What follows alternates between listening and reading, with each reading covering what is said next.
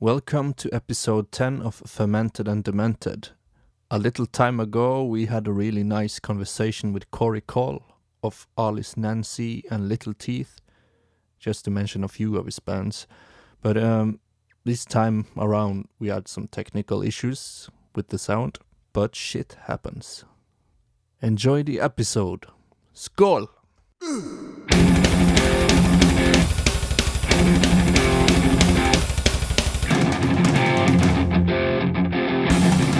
Okay. Yeah. Okay, just one bear. Just one bear.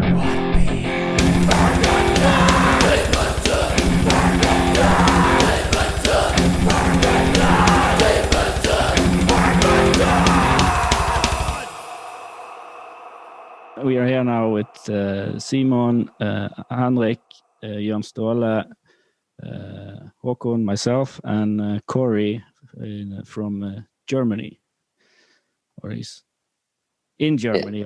Yeah. From Germany. Yeah. And we'll open this podcast with tasting a beer.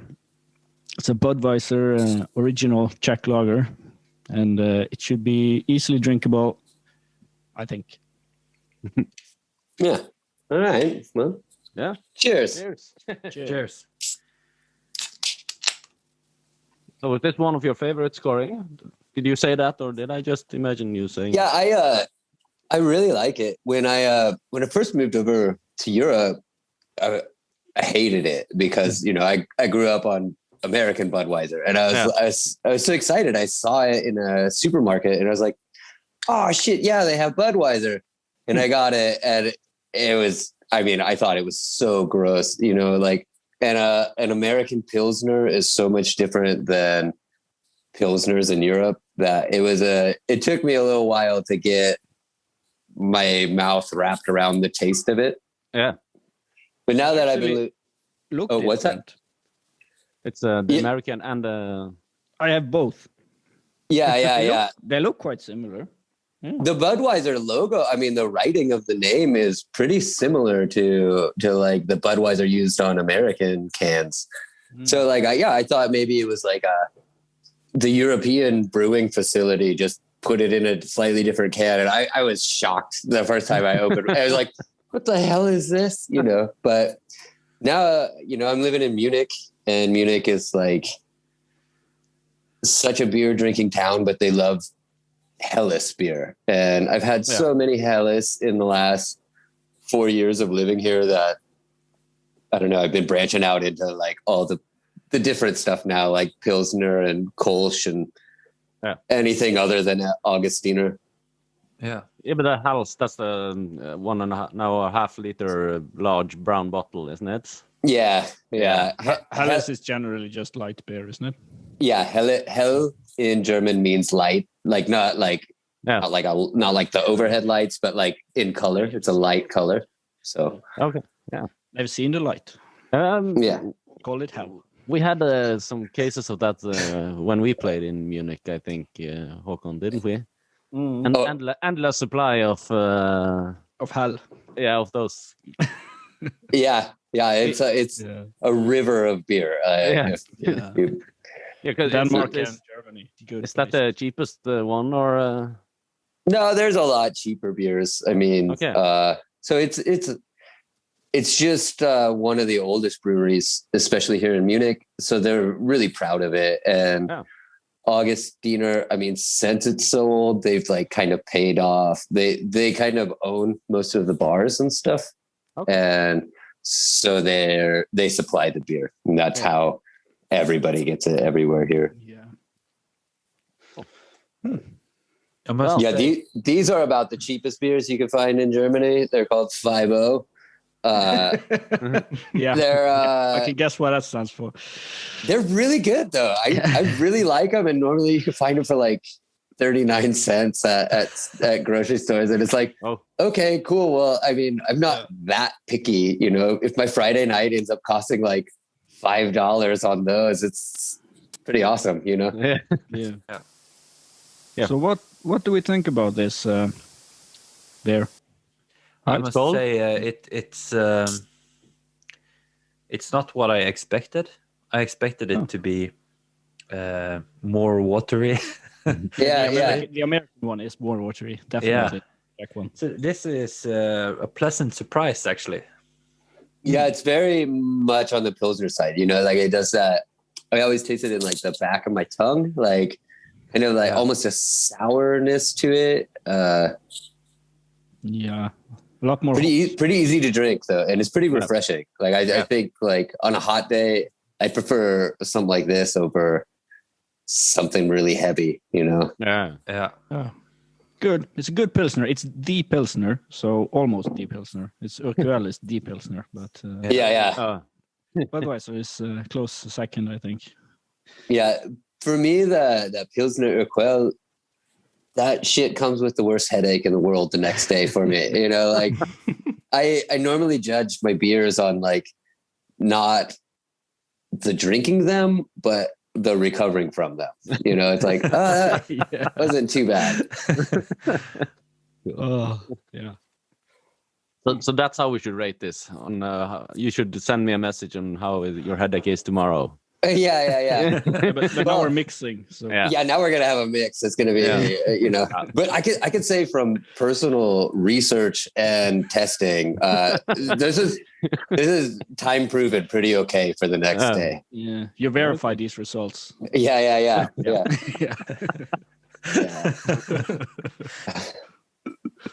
Great. Does anyone have anything more to say about the beer, or should we continue? No, it's good. It's good. Yeah. It's good beer. It's a beer. I mean, when you go to a place and you order a beer, it's kind of like it's a beer, you know. So somebody told me you guys are in Norway, right? Yeah. Is beer really expensive there, huh?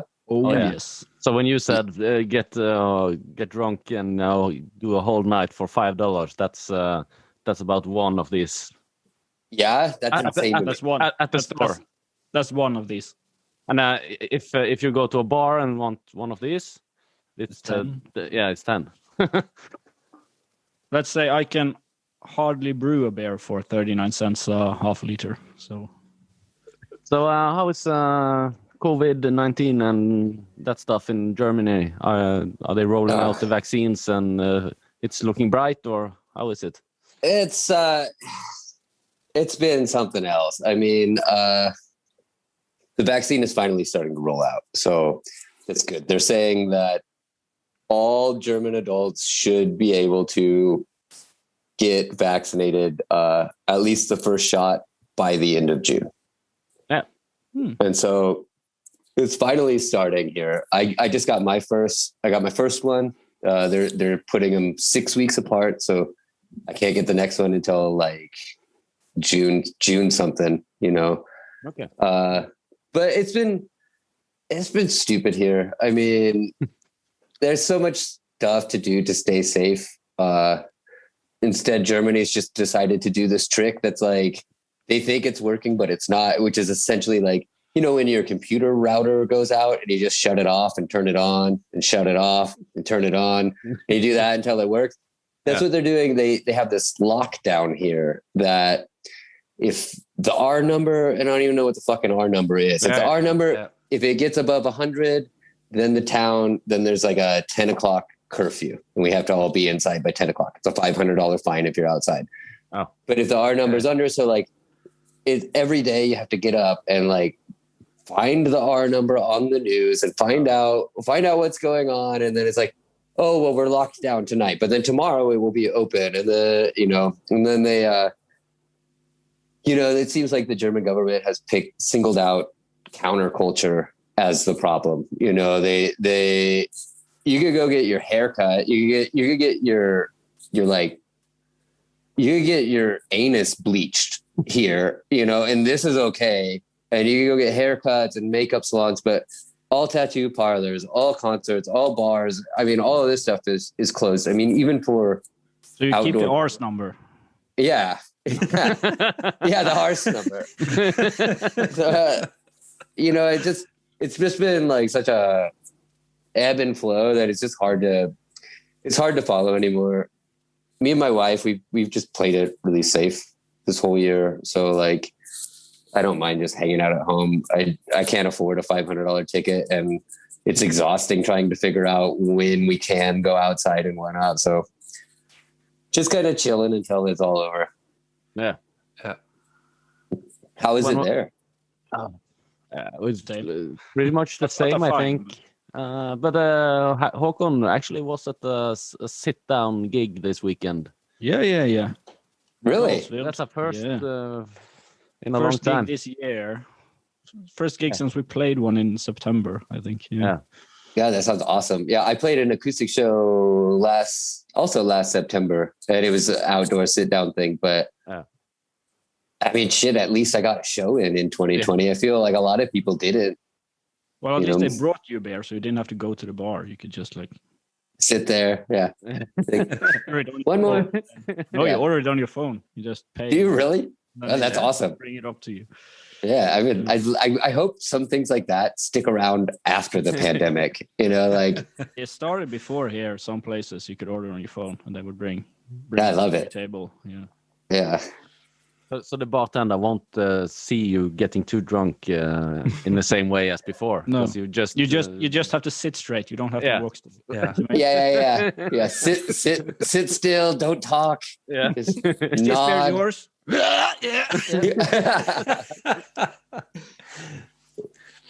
Oh, yeah. That's a good idea. But I guess it's not as strict here in Norway as it probably is in Germany. We don't have that kind of curfew thing. We haven't had that, at least yet. Yeah, it was really bad here for a while, and then they loosened it, and now we're like in a middle curfew, so where it's not horrible, but it's also kind of stupid, you know. And like they say that they're going to enforce it, and you know, I see there's like all the like TikTok rapper teen kids in this town, you know, they'll be out and like just getting hammered all over town, like all night long. I see it, like I work until midnight. So I have a letter from my boss that says I could be out because I'm traveling to and from work.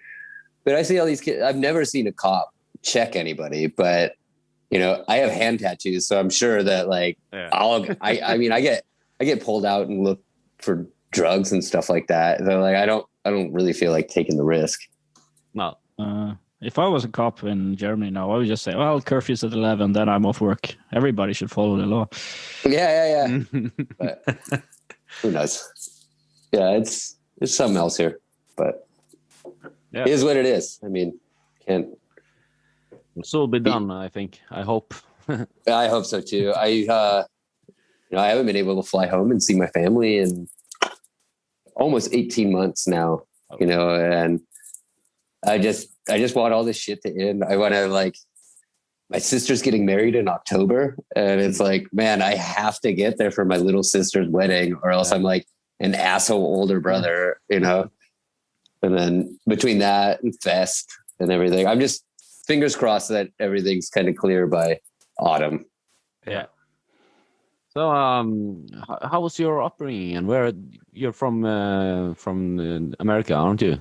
Yeah. I'm from Colorado. I had a really, really good childhood. My parents they're still together and super supportive of my stupid lifestyle. You know, I used to always get like messages from my dad where he'd just be like, "Oh, I'm getting drunk on my back patio, and I'm listening to your band, and you're my favorite band." So like, I've always been really pushed by them and encouraged to do whatever. I don't think they're super happy that I live in another country right now, but you know, it was a good upbringing. Really tight. Where was it? What town was this? Or what's Fort Collins, Colorado.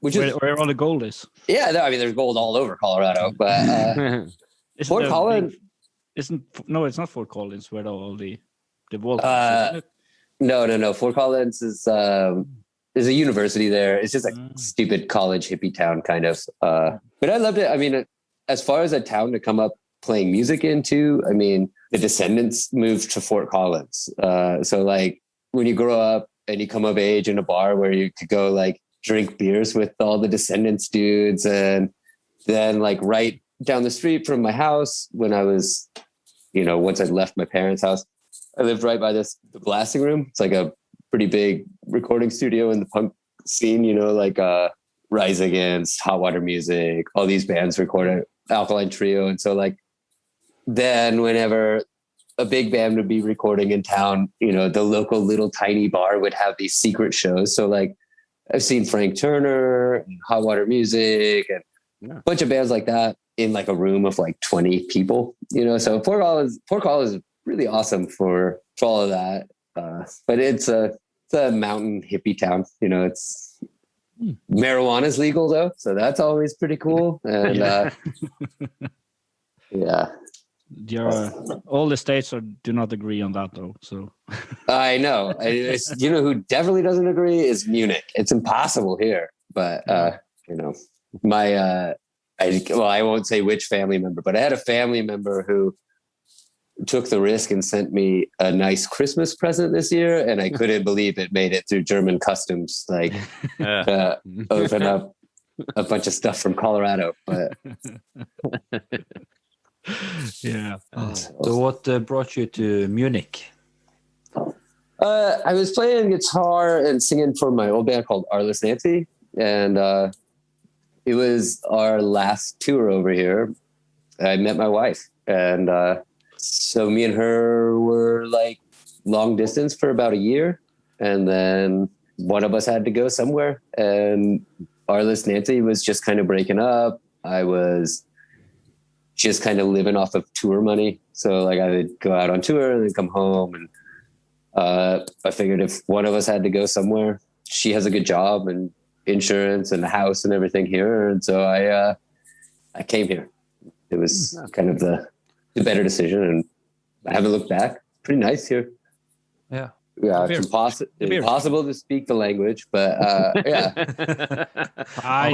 How is it like to move to another country like that?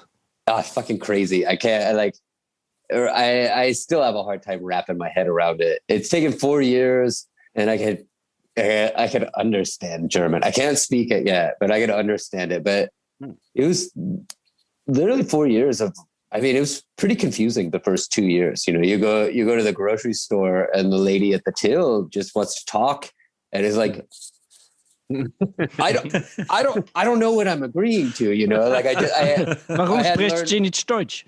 Yeah. And I just learned words like, ja, genau, gerne, like people be talking to me and I'd be like, right on. But like, fuck, I don't know what they're saying. Yeah. Knock my helles, yeah. But yeah, I don't know. Those first 2 years here, I might have agreed with some crazy people on some crazy things, but it's like, I don't know. So when did you start up all this? What year was that? Let's see. We were doing, I guess the very last show that we played was in 2017.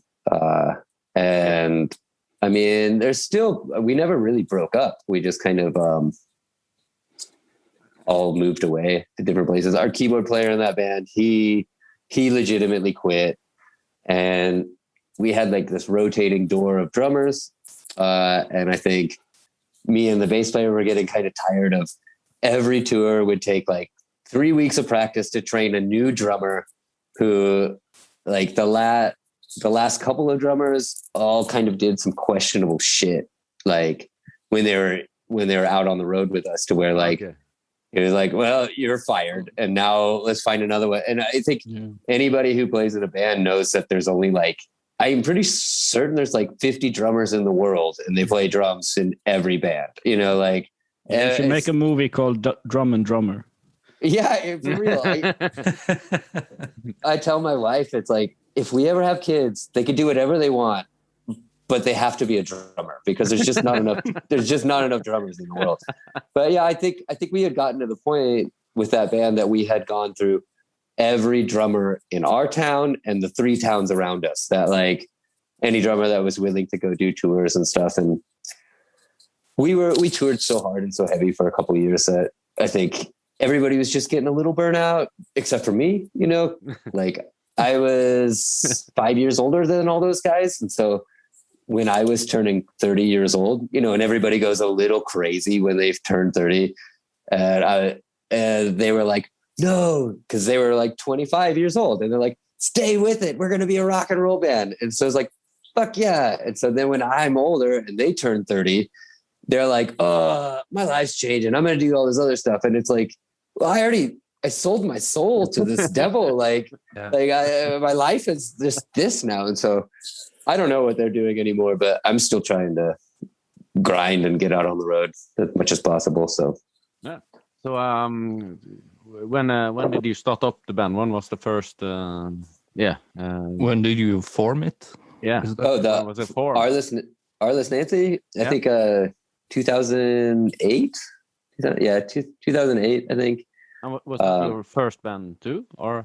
I mean, I did. It was the first band that I really started taking serious. It was the first band that I started pushing out on tours and trying to. I mean, I think everybody has like their band when they were 16 that plays a Blink-182 song at a barbecue and thinks they're a band. But I think that was the first band that I was really, really, really pushing.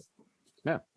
So it was very DIY in the start, I guess, or super. Yeah. I mean, it was back in the days. I mean, it was before iPhones. It was before Facebook even. So like the first tours, we actually had to do it like an old school band where it's like, okay, we're reading a paper map to get to the next town. You can't just pull up GPS on your phone. Like, and like, I remember booking tours through like MySpace, and like somebody gave me like this other band that had been out touring for a couple of years. They made like a spreadsheet of every venue, promoter and everything. And they gave me that spreadsheet. And I just remember like that first tour, literally just sitting down at my desk and like calling number after number and like, hi, is this whatever fucking bar in Montana? Like, can we play, and then be like, well, we need to hear you. And it's like, okay, well, I will put a CD in the mail. It'll be there in a week and I'll call you back, So I guess those gigs paid good money. Yeah. I hope the cross-tracer made it through the mail. Yeah. I think in those early days, there's like those things where it's like, oh, we went on tour. The first tour, it's like we lost 5,000. And then the next tour, it's like we lost 3,000. So there's like, kind of, we made 2,000 if we did it. So, but it was. You were driving yourself around the US. Yeah, US, and we made it into Canada a couple of times and toured over in Europe. I think we did 6 European tours in that time, and it was all DIY, self-booked, we self-recorded everything, self-booked. I'm pretty proud of what we accomplished with it for the limited resources we have, Yeah. But just flying in a band from the US to Europe is somewhat a cost. Yeah. I feel it's pretty cool. So I don't know. We'll see where it takes us next, Yeah. So when was the first Alice album? We put out something right away. I mean, like we did a couple shitty, like really shitty EPs that like I would like package weird. And once we sold enough of these horrible EPs, I was able to afford like actually recording an album. So I think the first real album came out, I think in 2008, like towards the end of 2008. We started right at the beginning of 2008. So, but we stayed busy with that for as long as we could. Went through a bunch of different members. I mean, that band had quite a few people in it. It might have more people in it yet. I mean, who knows what the future holds with it. You are a vocalist and a guitar player. Is that right? Yeah. Currently, in Little Teeth, I'm playing bass. Okay. I was the guitarist in that band when we started, and then we had like a little conflict with the bass player in the band at the time. It wasn't like conflict; it was more like scheduling conflicts because he was in another band, and both bands were always fighting for the same shows. And then it would like just be one of those things where like when two bands from the same town are playing the same festival on the other side of the country and then arguing over like which band gets to tour to the fest, you know, it just got to be a pain in the ass. And so I started playing bass just to move on as a 3-piece for a little bit. And then the pandemic hit and we've just been bouncing songs around in our home studios and working that way, but kind of stuck on the bass. So I like it though. It's pretty freaking, it's super fun. Instrument. It's the best instrument. I just got myself one of those Fender Mustangs. You know, so it's like a shorter scale. So it's like more like my Telecaster. And the thing is so fast. It's just like, oh, dang, this is so much fun, you know? I was a longer scale. But well, I had one even longer than normal. So do you really? Yeah. I couldn't do that. I mean, like, I hate when I feel like I have like not the best balance. So like if my arm is way out, my whole body kind of wants to like follow it down. So it's when Håkon wants something that's long, you have to buy it, you know.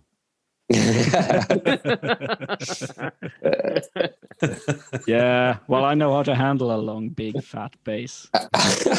I'm gonna stop you there. Maybe we should move on to the next beer. Yeah. My glass is empty. I'm almost done with the second Budweiser. What was the next one? Was it Pauliner, if we had that? Yep. That was a Munich beer. Yeah. So what is your favorite kind of beer, Cory? Like my favorite beer in the whole entire world.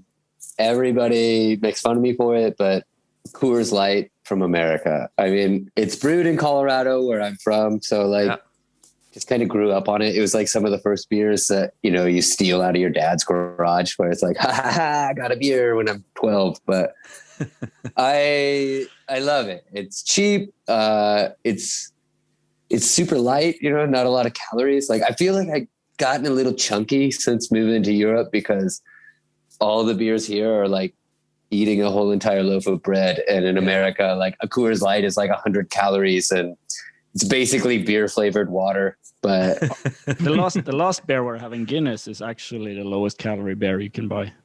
Is it really? Hold on, I gotta look. Yeah. Okay, that's fucking bonkers. Yeah. Okay, well. So that is the diet beer. I like Guinness, but like I only really like it like in autumn through winter. It's not really like it's nice spring day. Let me have a Guinness, you know? Yeah. but no, do you get the Coors Light in Germany as well? No, I have this, right? So I occasionally you can find it. They brew it in the UK, and you can find it from like the UK over here. But I'm going to tell you, it's not the same because it doesn't use the Colorado water. That's like that was Coors' whole thing, where it's like brewed cold with Colorado mountain spring water, you know. And it's like when they make it with pissy ass UK water, you know, it just kind of tastes like something coming off of the Channel Ferry or something.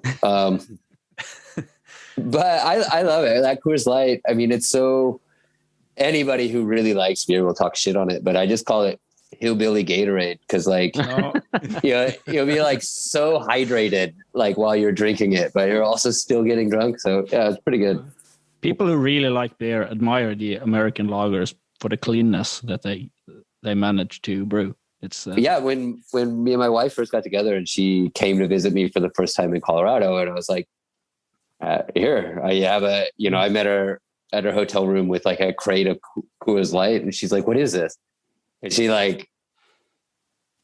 tastes it, and she's like, it tastes like beer. And then now it's her favorite beer too, because it's like they're very clean. They're very light and clean. So that's a difficult thing to do as a brewer. So yeah, because you have to make them like that, especially like a Coors Light, to have like the 5% alcohol, but still like not as many calories, be so light.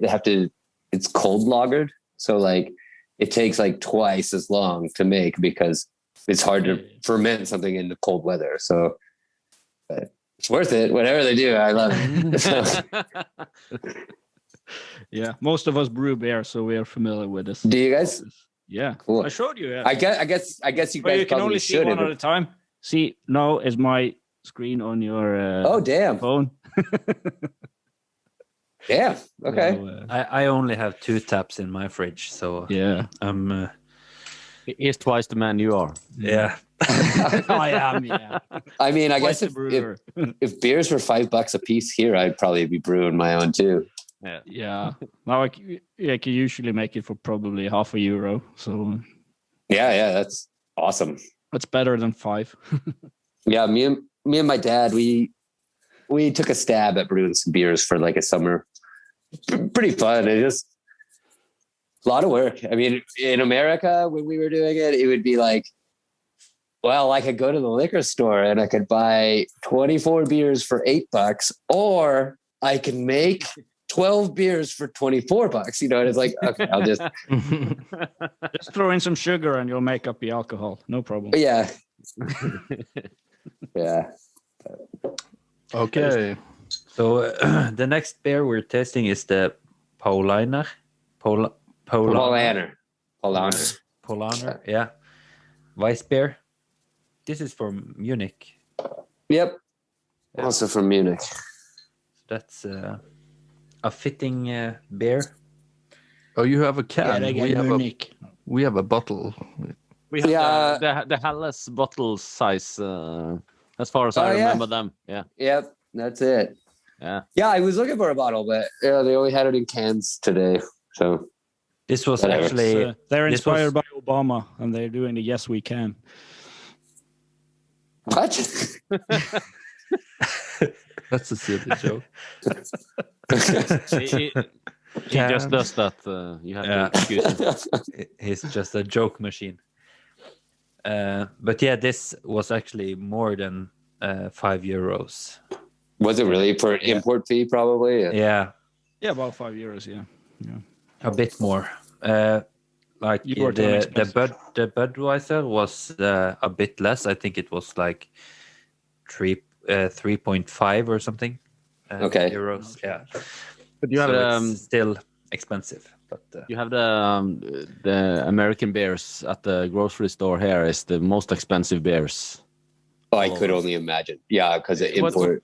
What's the Blue Ribbon? Is that the one? Yeah. Pabst Blue Ribbon. Yeah, it doesn't taste doesn't taste anything, but it costs like €6 for the 0.3. 3.3. Yeah. God, that's insane. That's the worst beer. Like Yeah. if you play in a touring band in America, you probably drank more Pabst Blue Ribbon than you would ever care to. Like every venue is like, here's your 2 tickets for PBR, and it's like, can I do? You know, I've even had places be like, here's 10 tickets for PBR, and it's like, I will give you all 10 of these for like one Guinness or one of something else. I just can't do any more PBR. I never understood that beer. They won like a fucking Blue Ribbon. Like if you look at the can, it's like won a Blue Ribbon in 1800 something. And it's like, you may have been the best beer like 150 years ago, but you're certainly not anymore. They were the best when they were the only one. Yeah, exactly. Yeah. Monopolized it. Yeah, because that was my impression. You know, when I see that brand on TV and stuff, it's always in a trailer park, and you know the whole. South Park did a little bit. Yeah, South Park, and and over here is the most expensive one. So kind of contrasty. Yeah, I don't get it. There's a punk rock festival in Florida every year called Fest, and PBR is the only beer there. And I can't tell you how many shows that I've played over here in Europe where the promoter is like super into Fest. And then the fact that they get an American band, they'll import this beer for us in Germany. And it's like, dude, like of all things, please, like fuck off, you know? And Germany is known for great beer, so they could just literally serve you whatever they have. Yeah. They'll be, and the promoter will be like, oh, perhaps I wanted you to have a nice evening of your hometown, so I got you PBR. And it's like, oh, dude, gross. You were trying to get away from that. Yeah, like my whole life. Next time you guys come over and tour Europe, I found like a really good trick on like my second tour over here, where every single village and town and everything brews their own beer. You know, like you have, welcome to whatever town, and here's our beer. If you just insult it a little bit, they will like. If they're like, "Oh, what do you think of our local beer?" and you're like, "It's not so good," then they'll be like, "You need to drink more." And you can get a lot of beers out of it that way. That's a good trick. You'll like it if you drink some more. Okay, I'll try. You know, Just for Maybe- you. Maybe the next Special one price. is better. yeah. So, what do you think about this beer then, guys? Well, what strikes me is how and first off, just by the visual stuff, how similar it is to the Erdinger Weissbier. The bottle and the whole design thing. It's The only thing different is you see. Does the bottle have the picture of the church on it? Okay, no, you just have that. Okay, there's something in the background here. yeah, that's a Frauenkirche. That's like a super church. important part of. Yeah, it's a church in the Munich skyline. It's like You their most said Frauen Church, right? Frau. Kirche. Yeah, I don't It's know a what sad church.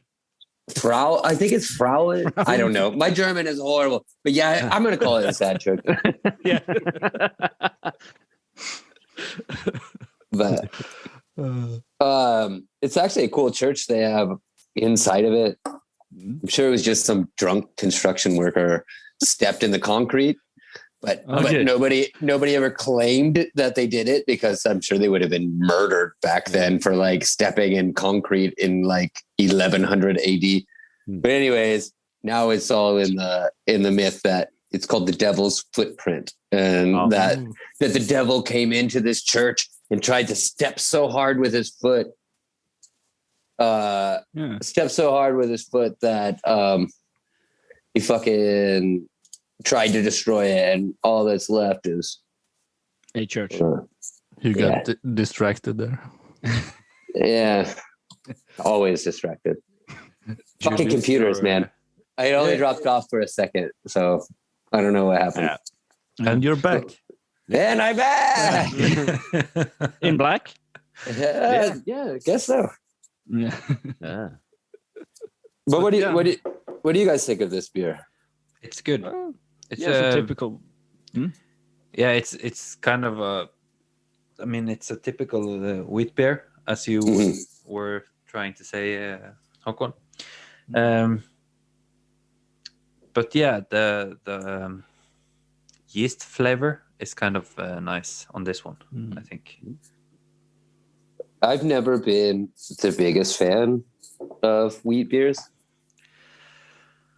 I'm easily grossed out by some stuff. So like, I don't know, sometimes that like sediment at the bottom of the bottle, you know, like I guess before I learned that you have to like swirl the bottle and then pour it and do all this stuff, you know, when I was like 20, 21, I would just be like drinking them, and then the very end you get like just some slime. Yeah, some slime in your mouth. Yeah, and it's like, no, thank you. That'll be the yeast of your worries. The yeast of my worries. You see now why we have this guy with it never gets boring. I kind of forgot to swirl the bottle. You're supposed to do that every. You're pouring half of it, and then you. Yeah, you like pour half of it, but I don't know. That's another thing. I just don't like when pour there's it onto about here and then you it's swirl it around. Yeah, it's actually it says the what to do. It's actually instruction on it how to do it. I didn't see, and really- I don't like any beer that I have to have instruction on how to drink it. It's like, you know, opening it is all the instruction you should need. that's crossing a border to have instructions on it. Yeah. I kind of didn't expect there to be instructions on the bottle, so I didn't read it. So, but yeah, We Yeah, usually well, read the who- bottle after we poured it, so it I'm gonna- wouldn't make any difference. I'm gonna swirl it now. So yeah, maybe that. Maybe Yeah, that here will do in something. Munich, they do this stuff with this beer. They call it it's a Gorsmaß. I have no idea what it means, but you know, a Maß is that 1 liter cup of beer. Yeah. So a Gorsmaß will be Dunkelweißbier, so like a dark wheat beer, and then they pour cherry liquor and Coca-Cola in it. Oh, What? Wow. Yeah, it's actually that's Radler. Yes, yeah, that would be in the same street. it's in the same. Yeah, but it's I mean, because Radler is it's a beer watered down with lemonade, so it's only like 2.5% alcohol. Yeah, And a Gorsmaß is like a dark white beer, so it's like already a little higher octane. And then they pour cherry liquor in it, and then they pour. I don't understand the cola, but it's actually pretty good. It's actually like if you're a little hungover, like it'll bring you back to life. I guess it's kind of refreshing Yeah, yeah. with the cherry and Coke. Yeah. It's kind of like I don't know, almost makes it more like a dessert or something. Like I don't know. Sometimes I also just don't understand why people fuck with beers all the time. It's like, man, it's a beer. You don't have to pour stuff in it. Just drink it. Just drink it. It's free. Just drink it. Yeah. It's good. This one. Yeah, It's not too wheaty. You know, the banana Nei, han er ikke vittig, nei. Yeah. taste and stuff. It could be sometimes it can be a bit too much. Yeah. Some of them. But I think the Erdinger one has more banana aftertaste, doesn't it? Like Just banana can't flavor in remember. general. This is quite a lot, quite a good vice beer in that sense that it brings the yeast out a lot. But Erdinger might be a bit more, yeah. I can't remember if Have- I've ever tasted Erdinger actually. Oh, yeah, long time ago. man, what is like shipping to Norway? Like, do you guys have like laws against if I were to mail you guys beers so you guys can like try some of these? Is there a law against it or No, but if you say it's beer, we have to pay the alcohol taxes and everything on it. so? But if I sent you like olive oil or No, just send us glass. okay, That's the best way of. And you also have to send it as a gift. okay, see, this is all important. I once ordered a bottle of 32% beer from Scotland, and they just put glass on it, and that was from the brewery. So Really, and it made it. Yeah, and that made it through fine. Okay. So glass is what you need to write on it. I don't think, I mean, I can't imagine a postal worker caring enough to be like, oh, I think it's a beer. Let me be a narc, you know, like, Yeah. Especially nowadays. I think here in Norway, the postal services, I think they've grown like 80% or something because everybody orders shit online instead of going to stores to buy it. Yeah. So it's a real they have a lot to do. They've been late for the pickup all year. Like they always We have mail pickup where I work, and they're late every day. Yeah, I couldn't. Yeah, I think the whole world, especially in the pandemic. I mean, I hate to say, I myself have ordered more stuff than I'd like to, like in a pandemic. But like, it's kind of like, man, I just need, I don't know, headphones or something. And it's like, I could either go ride the subway for an hour and go to a packed store in the middle of a pandemic, or I don't know, just go to that same store's website and it's at my house the next day. Yeah. So your resident is a bit out of town, I assume then, or? No, it's just fucking hard to get anywhere. I mean, like Sorry, it's like laughing at your English. it's like a 10-minute walk to get to a subway, and then we're not in the center of town. You know, we're in a cool neighborhood, but it's definitely not the center of town. And like, anything that you want to buy, they packed into like this little district that it's a ways to get there. And unless you needed to go do like some shopping, there's no reason to ever go to that district. It's such like a touristy, like leave it alone. Yeah. But have you been around in Germany, like seeing other towns? Yeah, quite a bit. Between, Arliss Nancy, we did a bunch of touring here, and then I play in a band with my wife too called Dollars for Deadbeats. And we go out and try to do as many weekends and stuff as possible with that band. And then also with Little Teeth, and then just kind of traveling and exploring a little bit too. Like we've seen quite a bit of Germany, and what is crazy, and I think a lot of people don't really understand, is like the language is so much more impossible than anybody realizes, because like here I'm in Bavaria, and all the people up north are like, oh, you speak like a Bavarian dog. And it's like, I'm trying to learn German, but apparently I'm learning like the horrible accent of German. And then I go, and everywhere else they're like, oh God, you talk like trash, like everybody just, it's impossible. Like my wife was explaining, I was like, what does this say? And she's like, oh, that's Bayerish for this. And it's like, that means it's literally gibberish, like, and I just, it's impossible.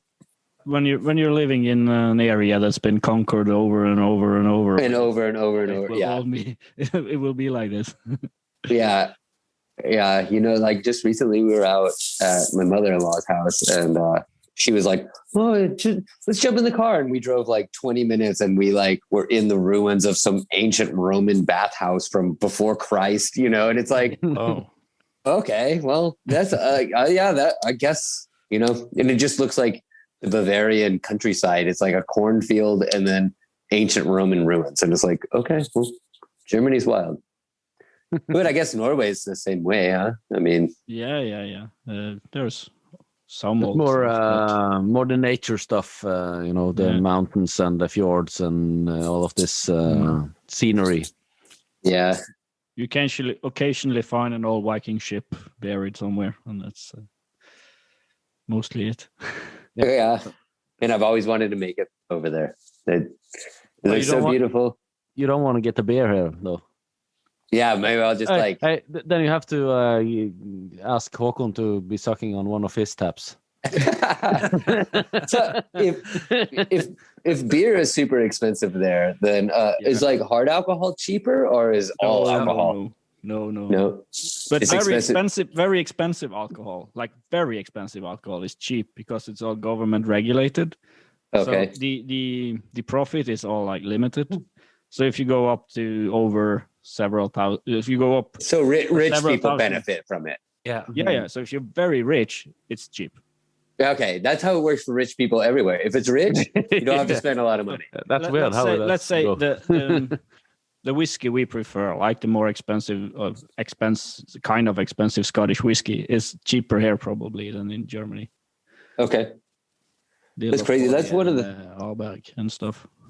Yeah, what kind of whiskey do you guys like? The most smoky ones. Yeah. Lafroig, peated one.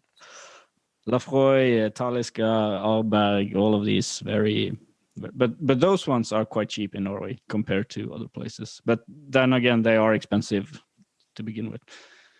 Yeah. And I remember when I was in America, all of those were more expensive in America. But yeah. You could also buy the shitty cheap Everclear, and then it fine. Yeah, but like I said, I judge all my drinks by how I feel the next day. And like Everclear is not a good next day.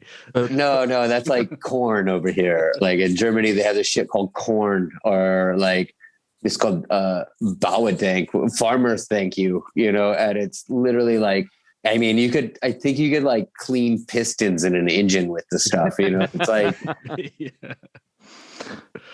But Cory, what whiskeys do you like?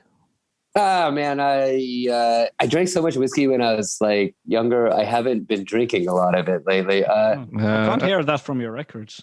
I know, right? Your lyrics. But I drank enough Jameson to drown a horse in my lifetime. Anymore, if I'm going to drink it, I like You ever have Blanton's? I think it's more of a Scotch whiskey. It's got like a little horse on the bottle. It's normally pretty expensive, but if I feel like drinking whiskey, I'll treat myself to either that or the cheapest shit I could fucking find. Like, I think I just finished a bottle of something called like Kentucky Gold Master or something, German names on stuff, but it wasn't horrible. I mean, I didn't have a hangover, but yeah, we were talking about whiskey and some of the lyrics. Oh yeah. I drank a lot of whiskey for a lot of years. I think it was until I'm 36 now. Yeah, and up until I was about 32, whiskey was kind of my drink of choice. So that's when you moved to Germany, wasn't it? Yeah. Like right before I moved to So pretty much. Did the hangover made you move, or something you did on whiskey? I just flee the country, kind of. It's not anything. You came to whiskey to stay in America. Yeah. No, I just I got to that point with whiskey where it would be like one of three things at the end of the night. Either I'd be like pissed and wanting to like fight about something, or I'd be like sobbing and crying because, woe is me, crying my beer, sort of like country song.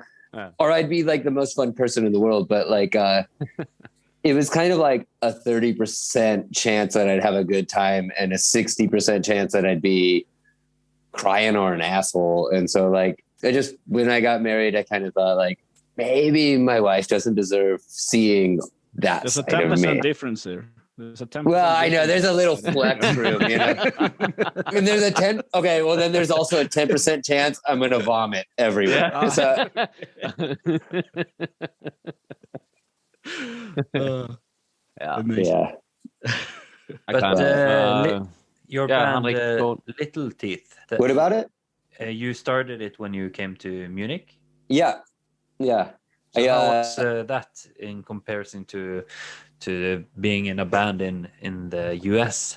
Well, it's basically an American band. I mean, I lucked out.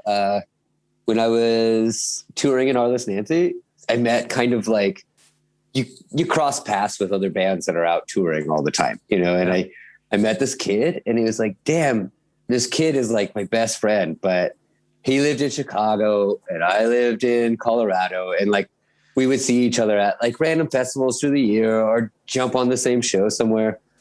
And he ended up getting a job moving to Munich. And then I got here a year later. So it was weird because it was kind of like for completely different reasons. I moved to the same town with who was basically like my best friend from touring. Like out of all other bands and all other bands I met, this one guy was just like the person I would text when we were home. We would call each other and talk, and we ended up in the same town. So we were both from the same scene and everything. So we started hanging out with guitars just to kind of like bitch about being an expat, where it's like, it's so hard being in another country. And so some of the songs just started sounding pretty good. So we found our drummer basically on like eBay Kleinanzeigen. We found our drummer like online.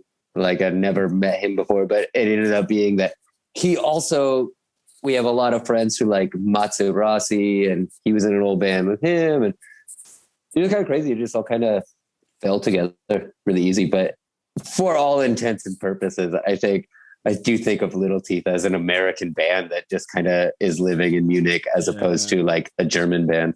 It sounds very like American rock and roll. Not so much German. Yeah. Well, and I mean, at least we don't sing with the German accent. So that would be funny if you did a parody once. Just the disc 2 part, the double album with the same tracks with just the drunk German accent. I'd buy that. Yeah. Okay. I would like it. Arnold Schwarzenegger, that would be the perfect. Yeah. Little Teeth.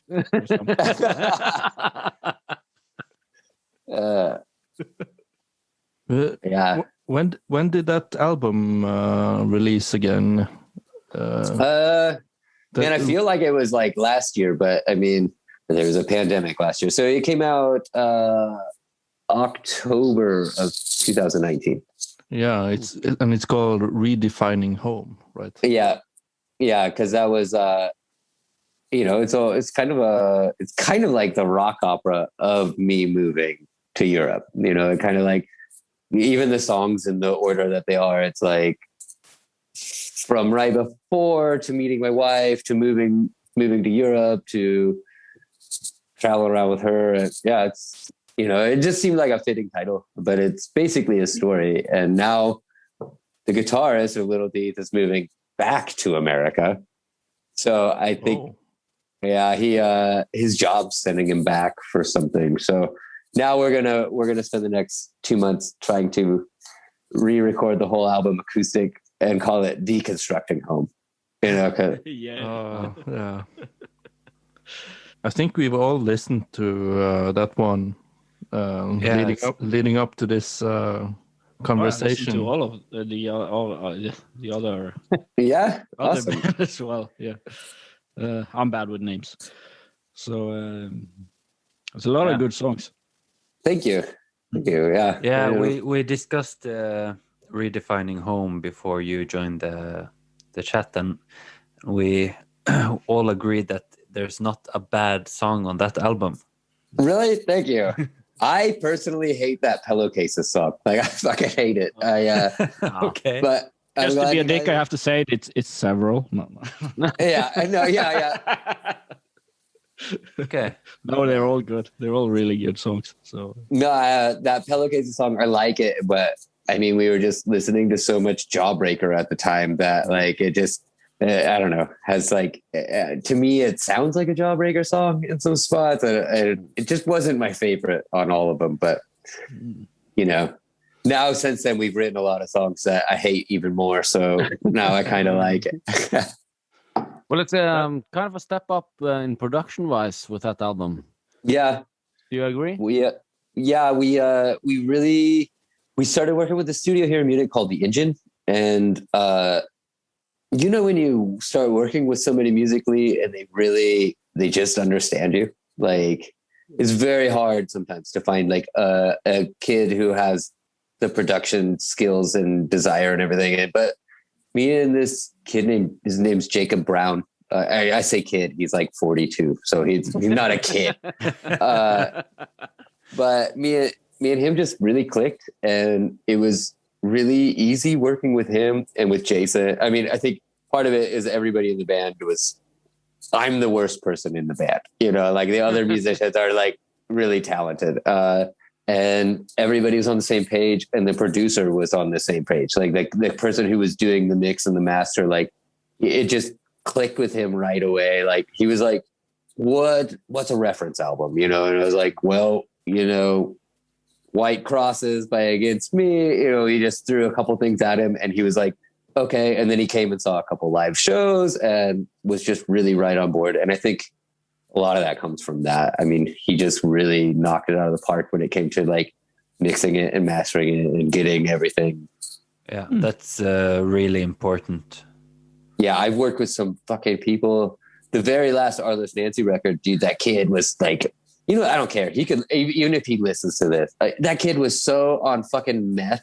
Like, and like, it would be like in the middle of recording a vocal take, I would look over and he wouldn't even be running the board. He'd be like mixing some DJ techno thing that he was doing on the side and like, what? And then like, when it came down to like the final mix and everything, he just like, I don't know what he did with that record. Like I'm okay with that record in the end, but, he fucked it up so bad. There was like 2 weeks when he sent us this album and he's like, it's all done, mixed and mastered. What do you think? And it was like unlistenable, where like he had put like, he forgot the metronome. Yeah. And he had put like, yeah, I have the metronome. Yeah. He didn't do his meth right. Yeah. And he had done like the vocals from one song were on another song and all this shit. And it was just like, it was like, dude, like, I don't know what you did. And like, that was kind of when I was like, I need to learn to record myself, I need to, but yeah, so I don't know what he's doing these days, but wherever that kid is, I hope he's found a way to clean up, because it was impossible to record with somebody like that, and then the other two Arliss records were all done by the guitarist of the band, but he also worked at a very professional studio. Like he had recorded, like, I don't know if you guys are, there's a guy named Cracker. He's like kind of alt country music in America. He's pretty big, but he did all that stuff. And then in the meantime, he was like the bass tech for NERD and Pharrell Williams, and traveled the world, like playing bass professionally. And Okay. he was in the band, and he was a great producer. And then he quit the band, and we went to this other dude, and he dropped the ball. And so I was so happy to get with somebody who was on the same page. Yeah. I have to agree. At least the master that's on Spotify of the latest Alice album. It sounds kind of weird, but there's some great songs there. So they shine through, absolutely. Yeah, that was. I mean, we had lost the lead guitar player, and then the studio guy fucked everything up. And then part of that was we were recording the album, and then Gunner Records, who put out the album, was like, "Hey, I need the album," and it was like, "We know you need the album." And then it was like, "Okay, but if you get it to me by this day," we were supposed to go on tour to open for Mumford and Sons across all of Europe, which was That's a big gig. Arenas and stuff, and so we sent him where the record was at, and the promoter was like, "Yep, everything is all good.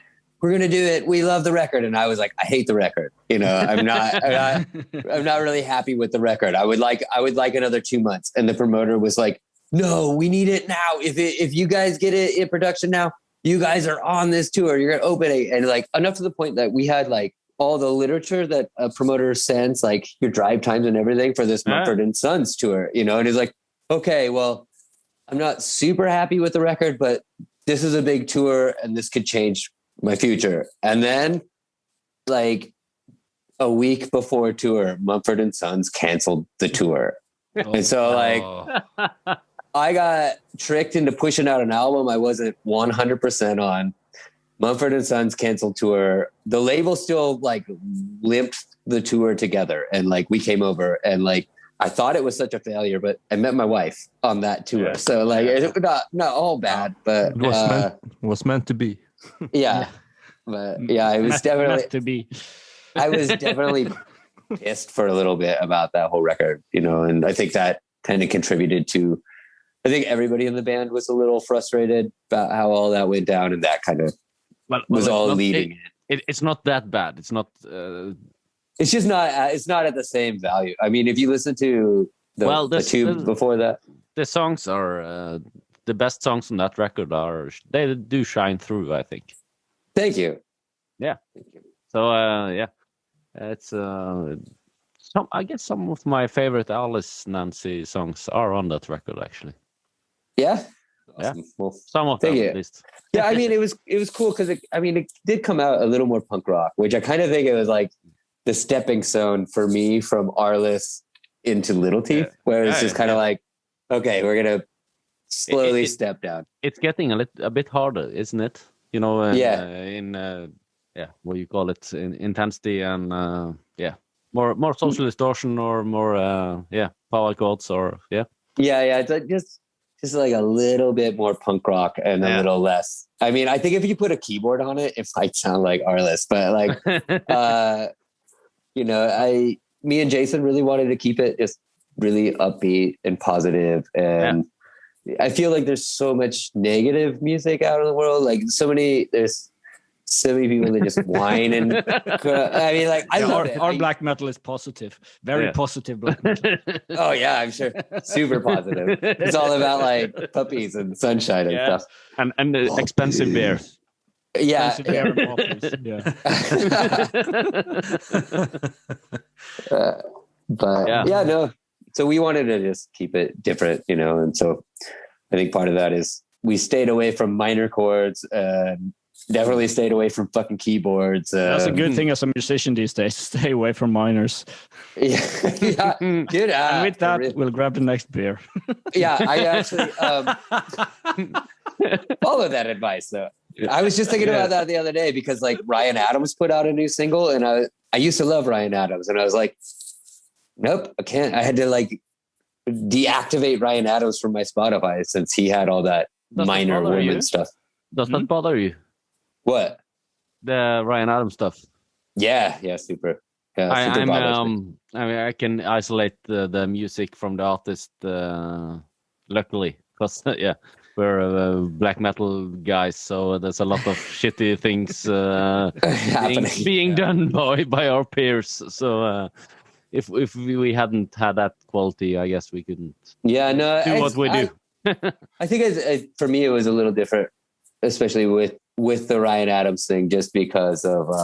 I mean, it'd be one thing like if he didn't just sing about like love and all this stuff all the time, like he sings about love and then he's doing that shit underneath it, it's kind of like, oh, you're just a fucking liar. So not only are you a creep and a shitty human being, but your songs are lies. And it's just kind of like, okay. Yeah.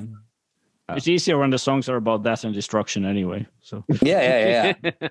Like, oh, nothing to talk about. But yeah, no, I just think he abuses power and like, yeah, bummer. I mean, he was literally one of my favorites, and I refuse to listen to him now. But it's kind of cool because then it just makes room for other people to, go out.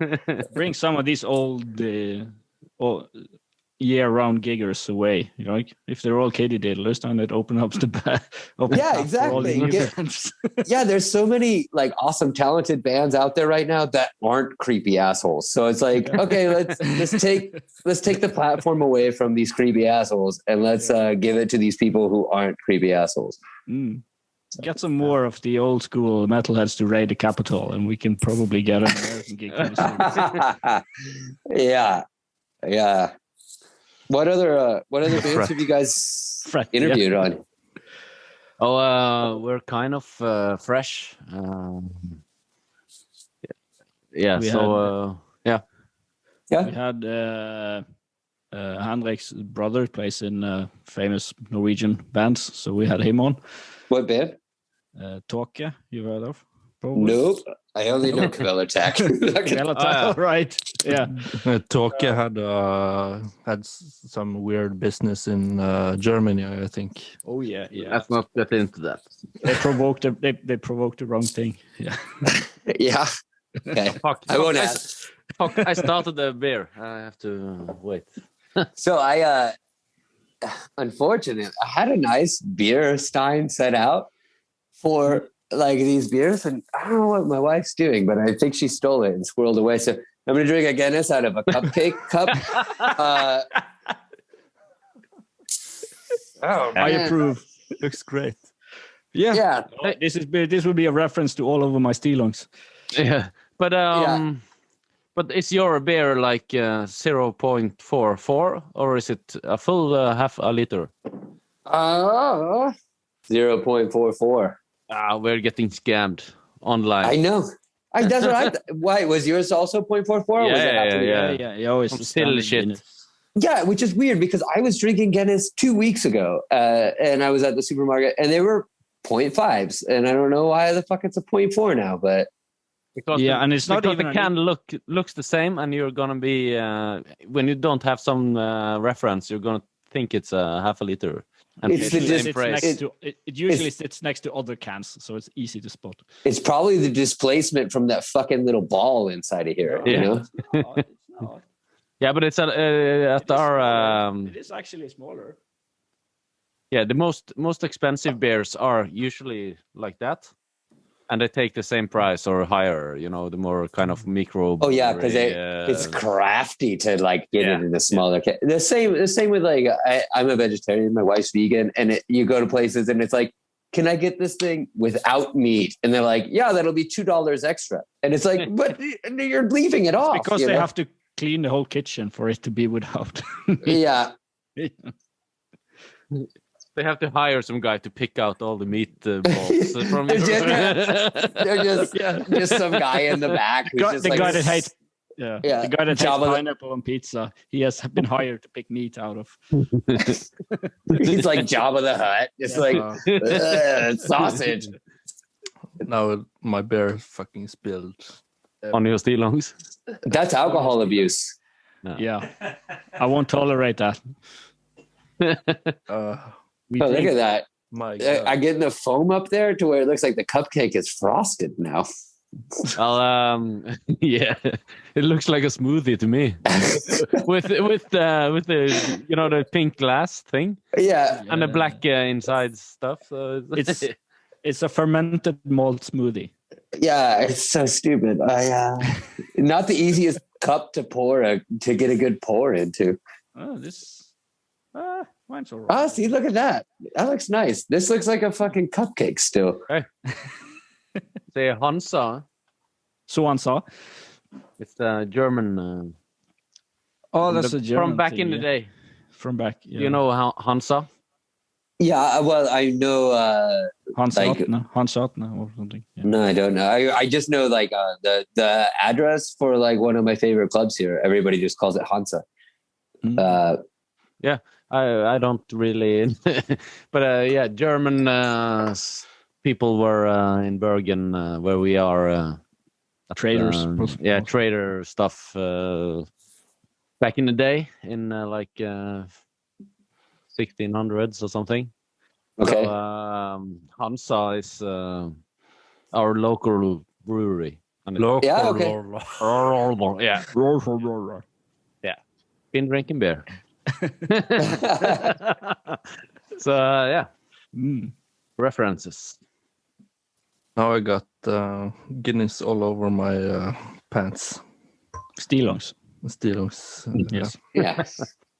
We have to keep the references between podcasts so people will continue listening. Yeah, we need to use the same slurs to get something printed on a shirt Slur. and sell it. Stillongs isn't a slur. I guess stillongs is like long underwear. Yeah, Long. Thermal underwear. Long johns. That's what they call them. Long johns. Yeah. So one of Well- our initial episodes was me opening a beer and spilling it Shante. all over myself. Cheers. That's perfect. That's what I do like most of the times. I just tell people I'm drinking through osmosis, Yeah. You guys have presented the beer, right? No. While I was on the toilet. No. Okay. We've been waiting for your Noobs. We are so genius that we didn't do that. Yeah, What so, a genius. the next beer we're drinking is a Guinness, just a standard dry stout, just a bit which smaller probably than proper everyone beer. have tasted. It's a good beer. Here's a good beer. You guys all got cans, right? Yeah. Have you guys ever ripped one of these things open to see what that is? Of course. Yeah, of course. Of course, yeah. Everybody, I think I had. But have you ever played ping pong with the insides? No, but Insights How? of what? Of hey, who? hey, guys, that's the original beer pong. It comes with the fucking can. this is because It's like ready. some Irish people won beer pong permanently, like a couple 100 years ago, and they're like, the ball stays in the beer. Where's the ball? Where's the ball? The ball's already in the beer. Drink up. Yeah, Mine, Yeah. mine hashtag blown. yeah. Just so the whole Irish culture is like, oh, the ping pong ball's in my beer. I guess I got to drink. Yeah. Somebody scored. Yeah, Third beer. It's, Third amateur. getting there. Third beer. To quote our last guest, it's allowed to be a bit silly when we're on the third beer. Yeah. Yeah, that's perfect. So we've tasted all the 3 beers we had for this episode. Do anyone want to? I don't think we have to talk anything about Guinness because I guess everyone knows what it is. So do anyone want to start? I don't know if Simon has talked to you about this, Cory, but we have like this top 3. So you rate the beers from Okay. what you like the best to what you like the least. I guess they do this thing in Germany in sports. You know, you have a gold, silver, and bronze medal. Yeah. Probably in the States as well. That's a total foreign concept. For most Wait. So you're saying that it's a competition and one wins first place Yeah. and one wins like last place. But what happens to the one in the middle? It wins second place. They are in purgatory. Okay, yeah, that makes sense. Man, I would say, I mean, I was a little prejudiced going into this, but the Budweiser was my favorite. I give that my fave. I mean, but it's also springtime here. It's been sunny as fuck out all day today, so like Budweiser is kind of a springtime sunny beer. I mean, I bet if this was like, you know, last November or something, I might be like, oh no, I'm super into the Guinness more. But hold on, computer just died again. Clap, gotcha. All right. Clap. Oh wait, no. Third beer, guys. Gotta clap 3 times. Is this Eric Clapton coming on? It is Eric Clapton. Eric Clapton. Metal Cory on Eric Clapton. You haven't heard that joke before, have you? You're getting professional at clapping now. All right. Get some practice. Clapping. Now you're synced I up guess again. I've also, I think the main thing is that I've never tried to record a track that is like this long. Okay. 90 minutes? That's like perfect doom metal. Yeah, dude, for real. Like this is like a fucking Sun O song right now. Yeah. It's a perfect intro. yeah. This is like when when the lead-in goes on to the 4th record. So Cory, you had Budweiser on first place. Yeah. What is on the second place? I'm gonna go with Guinness because Guinness is always consistent. If you ever want a Guinness, it's always tastes like a Guinness. They do such a good job with the canning, with like the little widget in there that you get a good pour and you get like that Guinness foam that's supposed to settle. Like a Guinness is always a Guinness and is always good. And like as much as I like a wheat beer every now and again, a wheat beer is even more occasional than a Guinness to me. But like I still, even when I fancy a wheat beer, I never really enjoy it. It's never like, oh, fuck yeah, wheat beer. You know, normally it's kind of like, It's like a punishment. Yeah. It's like when you're I must say that masochistic. I think I enjoy like Belgian wheat beers more than German ones. Okay. Yeah. I don't know if I'm getting executed now, but not by me. I think you ever drink Duvel or something like that in Belgium, where that's dangerous. That's not a wheat beer, but that is very dangerous. That's very dangerous. a lot of Belgian beers are pretty dangerous because they're so easy drinkable and still very strong in alcohol.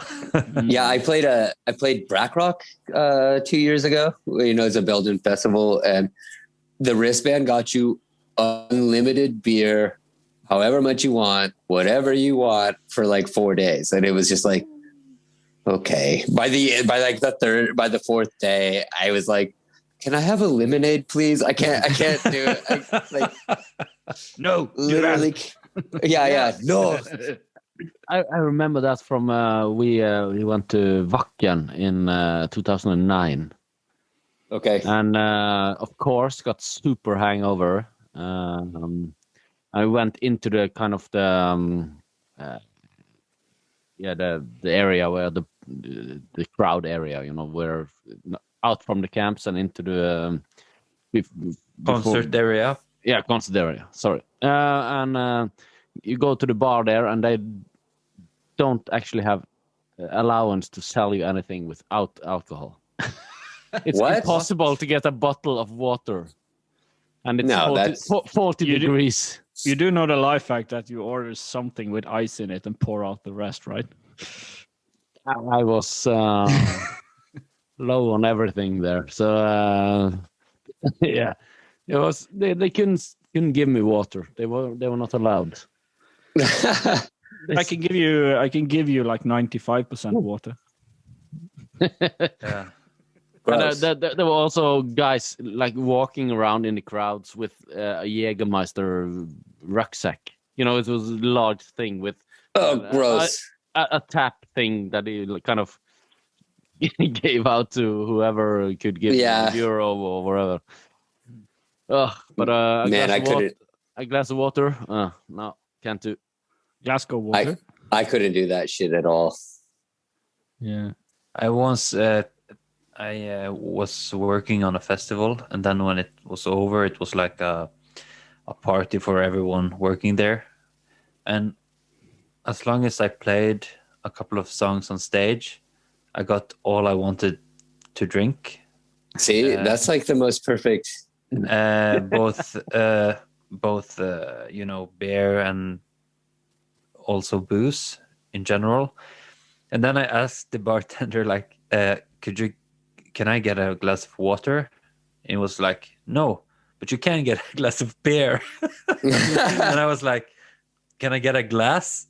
And he was like, yeah, sure. And then I had to get water myself. I was hanging over the bar disc and pouring myself water because he wouldn't give me water.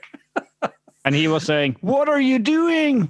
I love it. Right, but we need to rate the beers. Yeah.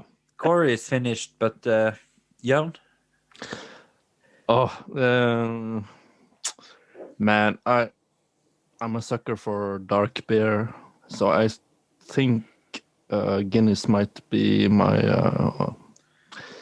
I give it my gold medal, and I think the Paulaner.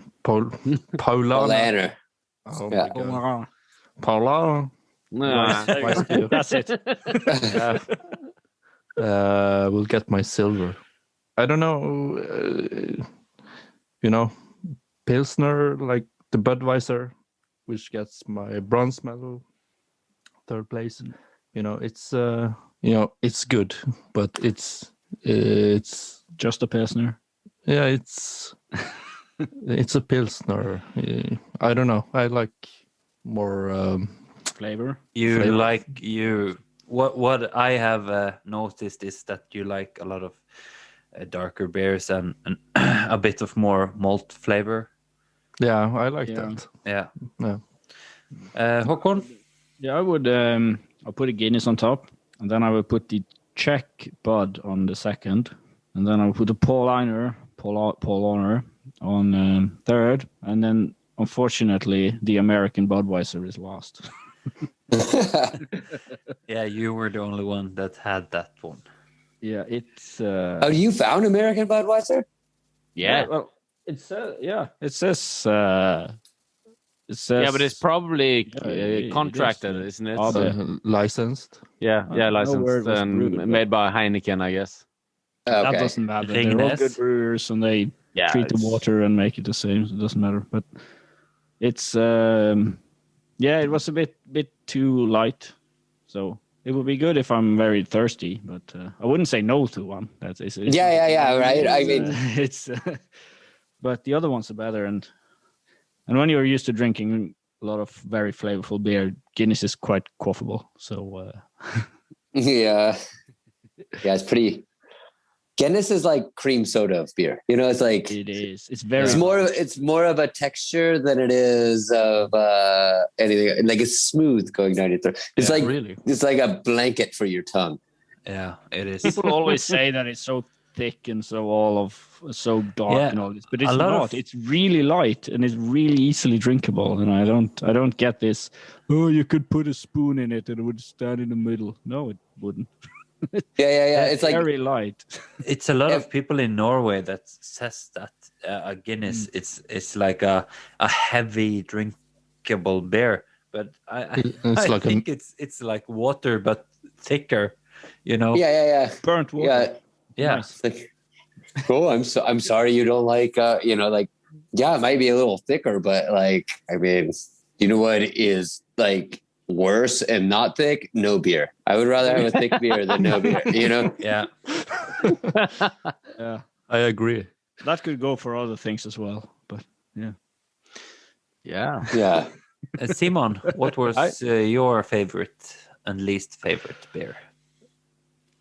I think this is kind of the day, the mood of the After day, tomorrow? kind of. Yeah, I would agree on that. So it's actually the Guinness on the top and Budweiser in the middle, and the Weiss beer, which I won't start to drink. Pronounce because we have all failed miserably. All right. So, yeah, the Weiss beer on third. But yeah, that's I Not think so Weiss, this beer. I think it could be different on another day. That's how I always feel. Like tomorrow might be completely different. I mean, and also depending on the time you start drinking, you know, like we started at 7:00 and that's dope. That's fun. That's cool. But like, if we had started at 9:00, maybe a different beer would have been like the choice, you know, like, Yeah. No, 3:00. Then Bud would have won. Oh, damn straight Bud would have won. But like, you know, and if it were like 10:00 in the morning, I'm sure the white beer would have won, you know. That's why I think Guinness is a nice solid second place all around for me, like regardless of when we would have drank these. Yeah.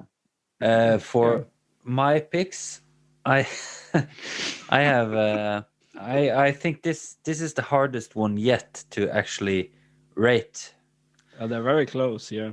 Very, very close, but They're all I'm excellent. going another direction than all of you. So I'm actually putting Guinness on bottom, Okay. and then Is that so you can drink two beers at the same time?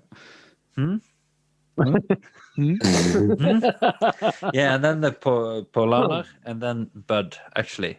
But I My went man. I went into this and thought that okay, the Bud one is going to taste water. That's going to be not a good beer at all. That was my impression before we actually tasted this. So for me, I will assure you that would have been the case if we had the American Bud. yeah, because that was what I was expecting. So, but Cory did a good job selling it in to us because he was the first one who was talking about it and had some good words. So we kind of and it's formed our minds, I think. Czech Budweiser is really good. Yeah, it was. I agree. A flavorful pilsner, you know. Yeah, it's Pilsner Urquell. Yeah, it's like cheaper than the Pilsner Urquell, so it's like. No, it's really good. But wiser than the. My best buddy Weiser, isn't that George Thorogood or whatever? Yeah, did you guys know that beer makes people smarter? Yeah, I do actually. Yeah, it made That's Bud why I wiser. drink. Makes your body wiser. Yeah. I think my girlfriend disagrees. Mine also. my wife also disagrees. Okay, so beer makes you smarter, definitely. You mentioned that you and your wife has a band as well. Yeah. What were you called? It's called we do like an acoustic folk project. It's just called The Calls Are Drunks, which is a pretty fitting name for us. And then we have another band called Dollars for Deadbeats. And she sings, I play lead guitars, and we just put out an album in December that's quite different from the album before, but it's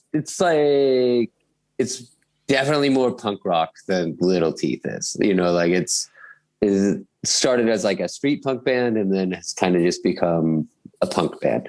Okay. Is it, how many are you guys in those bands? 5. Well, the one, me and Kirsty just have like a acoustic folk duo that we go and the Calls Are Drunk. Yeah, we just do that as like a way to go travel around and drink beer and play.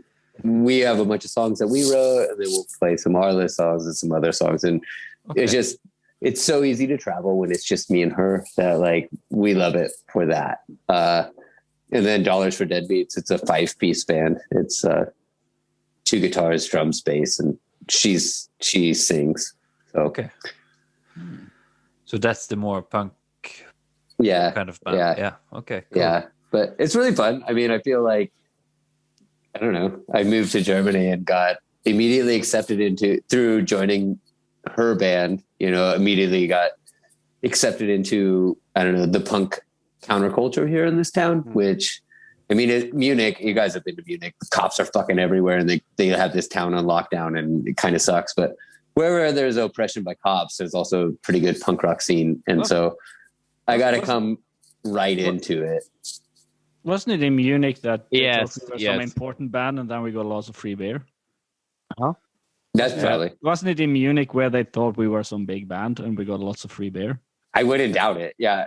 I mean, Munich. I know. I got a Snapchat video from a band that we played the same night with. He sent me like up in the faces of the cops in Munich, kind of filmed like. There's 1 cop, there's 2 cop, there's 2, and I counted to 9 cops, and they're not even gonna arrest him. And this dude, he deserves so fucking. There's an awesome video. I'll email it to you where it's Wu-Tang Clan was on tour over here, and like it's right by where my band rehearses because you could tell from the buildings around it. But the police pulled over Wu-Tang's fucking tour bus. And they found marijuana and they're trying to pin it on Redman and Method Man.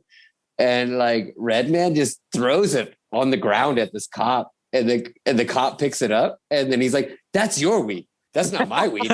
You picked it up. Like, that's not my weed. I've never seen that in my life. And they got away. Like they didn't get, Yeah. That's beautiful. Just imagine the amounts of German beer you have to have in your stomach to go up in the faces of 9 police officers with your mobile and just there's 1, there's 2, there's 3, there's 4. I wouldn't do it. I wouldn't do it.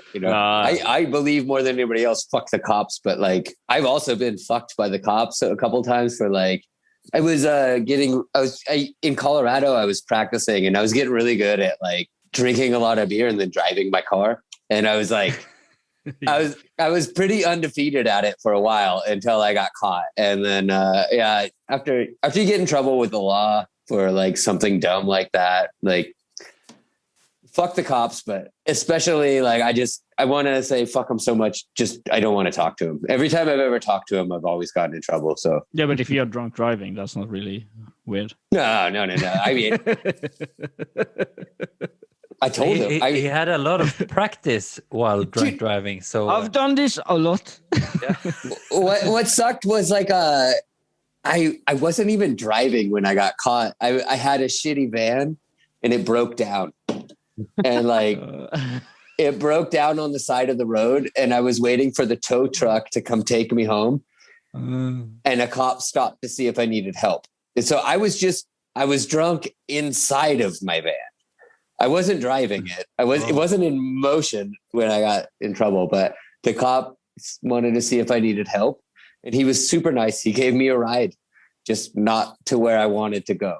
He just straight to jail. Yeah, it took me right to the clink for a night. So yeah. Well, he could see right through you. I think. Yeah. So do you have any fun tour stories you want to share with us and the world? Yeah, hold on. We're gonna have some weird audio for a second because I have to charge my phone because I don't want to miss you guys. So I'm gonna have a little echo. But yeah, weird tour stories. Man, I have a handful. I'll just give you some of the best. One night, can you guys hear me? Can I hear you? Yeah. Sure. Okay, cool. Pretty well. Man, we were in Atlanta, and there's like a cool bar across the street from the venue we were playing. And this isn't a cool tour story. This is like a crazy, like, Anyways, we're all trying to get into this club after the concert because somebody told us there was $1 beers. And we're like, okay, cool. Well, we're on tour. We're broke. We're poor. We need dollar beers is like earning money, when it, Yeah. Yep. So as we're waiting in line to get in, somebody fucking drew a gun and shot another dude right in the face. What? Like, fucked up. The dude died. I mean, like, it was fucked up. I never been close to something like that. So of course, we all scatter. We run off into the night. Like, a fucking dude just got shot in the face near us. So like, me and the bassist of the band, we made it back to our tour van, and like we're like laying down under the seats, because like, fuck, dude, somebody just got killed by us. And the police pound on the door of the van, and they're like, "What are you guys doing?" And it's like, hiding from gunshots. And they're like, "Well, we heard there was gunshots." And it's like, yeah, it was over there. Like, we're in here. So we're like hiding out for a little bit, and then like we have to regroup with the rest of the band, right? Because it's like 1 a.m. in Atlanta, and there's still stuff to do. So like, we all decide we're going to go to another bar, and we find another bar to go to, and we go to like de-stress, drink some beers at this point now, because before it was going to be a celebration, and now it was like, holy fuck, I need to drink a beer, So our buddy, we're hanging out with this kid who's been at our concert all night. Like, he's wearing a camouflage t-shirt that says Waffle House, like Waffle House is like a shitty breakfast chain in America. But you say a kid, was he in the 40s or? Yeah, he was also in his 40s. Yeah, he was an adult. Whenever I say kid, of course, right. Anyways, so he's like, "Hey, you know what would make this party cool? Cocaine." And I'm like, yeah, probably, right? So he's like, "I got a buddy. We'll go get some." And so we all get in his car, and it's like, now it's me, 2 other dudes from my band, and this man in his 40s wearing a Waffle House camouflage t-shirt drives us across Atlanta, and we get to this house, and he's like, "Cool, we're just gonna run in and get the drugs." And I'm like, "Okay, cool." And then he's like, "Hold on, people get really weird by this." And he pulls out his gun, and I'm like, "Oh no, this guy has a gun too." But then he pulls out his police badge, because he is a drug enforcement officer of America. His job is to crack down on the illegal sales of drugs. And I instantly freak out. I'm like, "Oh my God, I'm in a sting. Like, this guy was trying to get me to buy cocaine, and he's a drug cop." And he looked at me and he was like, "This is Atlanta. All the police officers are corrupt here." And I was like, "Well, I'm a little Colorado boy," and I called an Uber and went home. Like, I went back to like our sleeping spot, but like, it was easily one of the weirdest nights of my tour where I watched a person get murdered and then almost bought illegal drugs with an actual, like, basically an FBI agent, and it was like, so sometimes you get in these situations that it's amazing you can get yourself out of them. Yeah. Wow. But what is your like? In Norway, it's not as easy to get a hold of a gun as in the US. So what is your relationship with the whole gun deal? I'm pretty anti-gun, which is weird. When I started university, I went for forestry. So I have a degree. I have a college degree in management of forestry and wildlife. So it's like a tricky thing. You actually need a gun sometimes. I've never needed a gun. Yeah, but if you walk around the forest, you would sometimes want to have a gun due to like wild animals. You have more predatory animals. Yeah. And so like in the forestry scene and in my understanding of like natural resources, like America's fucked up their forests to the point that there's controlled populations of animals. So if you took away hunting, that's everywhere. That's like animals. So like, I know that people need guns for hunting and for whatever, but I don't know. It's so easy in America to get a fucking gun. It's terrifying. Yeah. Like it is. We've done the hunting thing worse in Norway. There's basically no predators, so hunting is the only option to keep deer in check. Really? Yeah. See, okay, yeah. So like America, they also did the same, where they kind of like in Colorado. Yeah, but there's like 100 wolves in Norway. That's it. That's all of them. Yeah, that was the same way in Colorado. They were so scared of the wolves, they killed all the wolves, right? And now there's no wolves to keep the deer population in check. No. And so if they don't have hunting, the deer population will grow to a point that they eat up all their resources for food, and then larger populations will die from starvation than from whatever. So there's like a natural wildlife management. They have to, in America now, they have to issue hunting permits to limit the population. So the unchecked animals. So now finally this year, this election cycle, Colorado voted to reintroduce wolves. So like, I'm hoping that is going to change things. So we're going to put some predators back into the national forest, which leads to a healthier forest. My brother is a recreational hunter. And he doesn't do it for sport. He does it for like, he respects what he does. But I also know that there's so many people that like go shoot endangered animals for sport. So like, it's a touchy subject, but all I can say is that in America, there's no need for automatic assault weapons. Like right now you can literally go buy like something that shoots 200 rounds a minute, and that's totally fine and legal. And you could have it by the end of the day, you know, and there's no need for that. Well, it's fun. Yeah. We're not in a pub queue. No. Yeah. It's never fun in a pub queue. There's no need for those. That's only the government is going to fuck us over, and we need to have a military of our own to protect us from the government. It doesn't make sense, but anyway. It's so crazy here in America. It's just like so crazy. I mean, I grew up.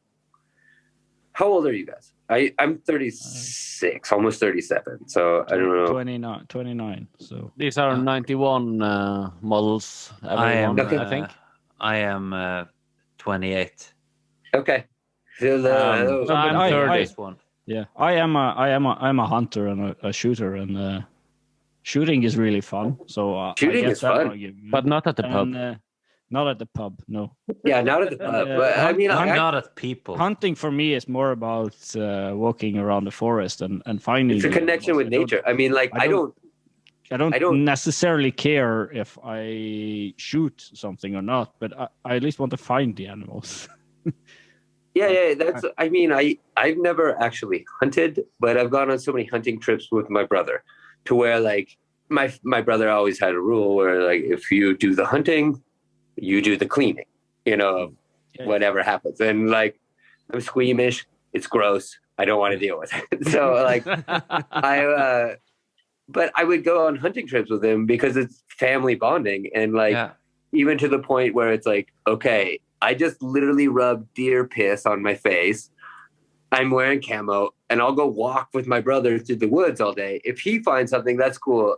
I'm not gonna get in it, you know, but like, I never did the deer piss thing, you know. I just found the deer. Okay, that's a lot easier that way. Yeah. No, but it's amazing. My dad hunts a bit more than I do, and I have the freezer full of amazing meat that you. Well, it's a whole different connection with nature. So like, it is. And that's just it. Like when people ask me about gun control, like, and even as a vegetarian, like I still stand for those rights for the people to be able to go out to the forest and, you know, take care of themselves and whatnot. But when it comes to gun control, you know, like when the Second Amendment was passed about the right for Americans to bear arms, we're talking about like bear arms. The time frame of that point was like where it was like, here, I have this tube and like I poured some gunpowder in it and I shoved a ball in it and it takes like 10 minutes to fucking get this ready. And then I could shoot one thing. You have an assistant to load the other gun while you are shooting the one you have. Yeah, okay, maybe. But like that's when that law was passed. And there's no reason that law should be in place to where like now these people could go get a banana clip and a fucking AK-47 and like literally mow down an elementary school in like the squeeze of a trigger, you know? I also like the irony that the AK-47 is loved by America, even though it's a communist gun to the core. It's insane. Though America is just a bunch of fucking, it's a melting pot, but they don't even know what they've melted into themselves yet, you know? And that it's easier to buy a gun than to buy a car. That's so much easier. That's kind of fucked up. My whole family. Car. The whole family's pretty fucking outdoorsy, you know. All of them. They like bow hunting, and me and my family were. Me and my dad and my brother are pretty avid ice fishermen. Okay. That's like our thing, you know. Like even living in Germany, I go back and go on an ice fishing trip with them, and you know we're ice fishermen.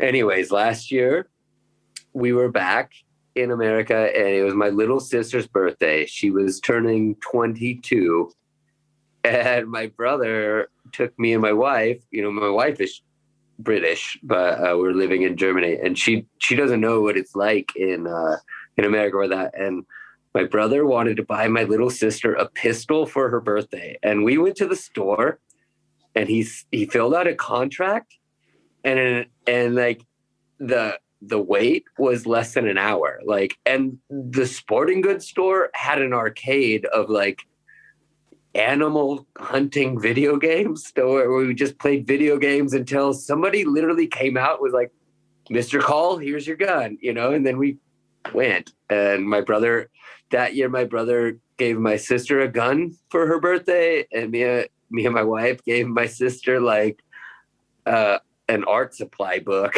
for her birthday. And like I thought you were going to say ammo. At the birthday party you could definitely tell who were her like hippie European relatives and who were her like red-blooded American family. Well, I guess any one of us, except Håkon, who is a licensed hunter and can own a gun, I guess all of us three others would feel uncomfortable with having a loaded rifle in our hands. Yeah, definitely. That's the distance we have to guns. You know, it's. Well, that's the same in Germany. I don't know a single person who's ever even shot a gun over here, and like. Where I am with guitars, I have so many guitars and instruments and stuff. My brother is that with guns. Okay. Yeah. And he's got so many guns. And like one night I was even talking shit to him, like, why do you need this many guns? Oh, yeah. I have guns on my wall, but they're all unusable. Okay. It's for collecting purposes.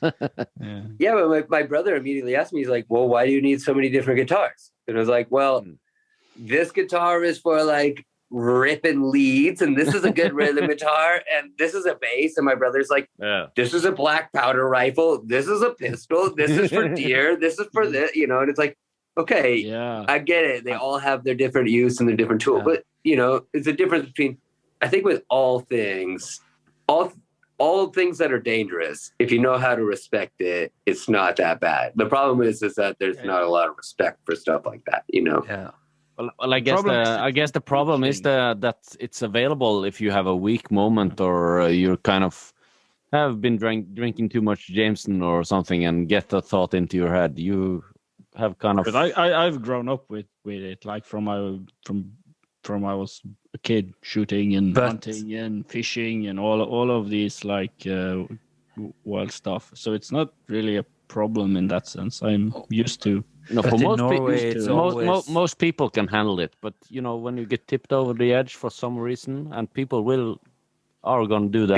People. That's why I personally never got a gun in America. Is that it was always available to me. It was always open. I started touring pretty heavy, just me alone, like just me and my acoustic guitar, and I'd be sleeping in my car in weird spots. And my family was like, no, you need to get a gun just in case, you know? And I'm like, in case what? You know, like if you have a gun, you have to be prepared to use it, you know? And I personally would never be able to do that. I'd never be prepared to use it, but It's more. I'm an artist. I'm a dark and tragic soul. Like I don't trust myself with alcohol and a gun and my emotions and whatnot.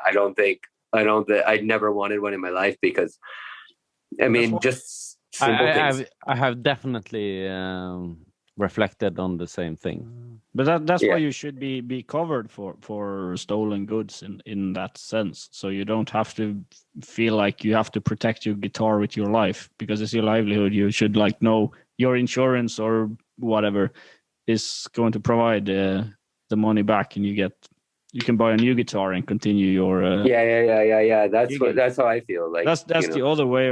So you can either kill the thief, or you can know that someone is going to give you the $1,000 for a new guitar, and it's not a problem. It's just scary in the moment.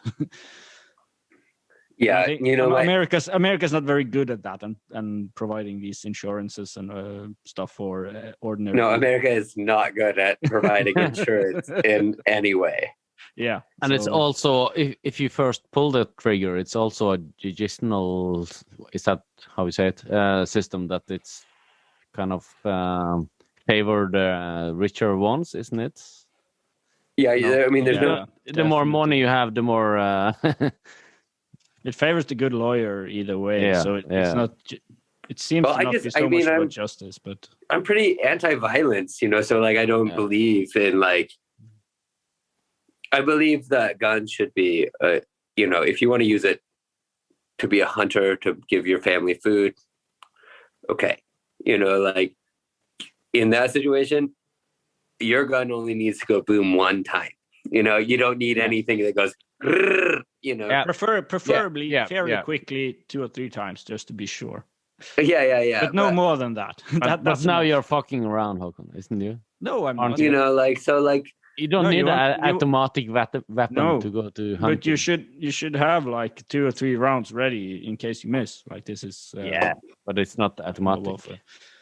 But I mean it's really fucked up because like Americans will fucking cry if you took their guns away. I mean there's no way in the world that America will ever get to where Germany is with that, you know. I mean, there's no way in the world that America will ever get to where Germany is with like a fucking recycling program with like, we have deposit on cans. And if that happened in America, there would be turmoil, you know? So I do think we have quite a high, we have quite a high deposit on cans. Actually, it's 2 krona, which would be like 25 cents. That's what a can here is, 25 cents. Is it as well? Yeah. And a bottle is 8 cents. Oh, that's high. 8. Yeah. Yeah. It's higher for some things, but it's extremely high. But I mean, I like the deposit system here. That's like how I save money every month. Like once a month, I take all the deposit back, and it's like, cool. I'll put that money in a jar for something fun, you know. Just me getting drunk was making values. Exactly. Making money. I'm making money by drinking. Or you could actually use the deposit on new beer. Then you have free beer. which I did that best. Today for two of my beers came from fucking me drinking Coca-Cola yesterday or over the weekend. You know, I was like, sick. Yeah, that's the best kind of beer, the free one. Yeah. Oh, nothing's better than a free beer.